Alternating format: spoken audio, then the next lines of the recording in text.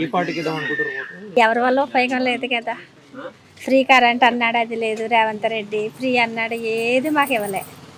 ఫ్రీగా వచ్చి ఇంకా అలాంటప్పుడు మేము ఎలాగేస్తాం? ఇక్కడ ఎప్పటి నుంచి ఉంటారు మీరు? మేము మా 22 సంవత్సరాలు అవుతుంది వచ్చి ఇక్కడికి వచ్చి. మీ 3 సార్లు గెలిచారు కదా గోపీనాథ్, ఇక్కడికి వచ్చి మీకు ఏమేమి పనులు చేశారు? మాకైతే ఏమీ లేదు. టీఆర్ఎస్ పెట్టిన పథకాలు ఏమి రాలేదు. ఏ పథకాలు రాలే. ఇప్పుడు కాంగ్రెస్ పెట్టిన 2 సంవత్సరాలు అయింది. ఏ పథకాలు రాలే, ఏది రాలే.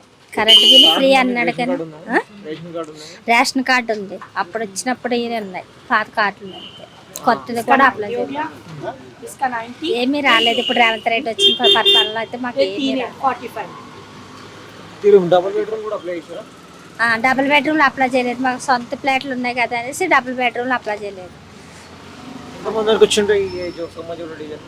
ఇక్కడ మాకు తెలియదు. మేము ఉండేది డోబిఘాట్, బొందరగడ్డ తెలుసా? ఎంగళరా పార్క్ వెనక బ్లాక్ సైడ్లో ఉంటాం.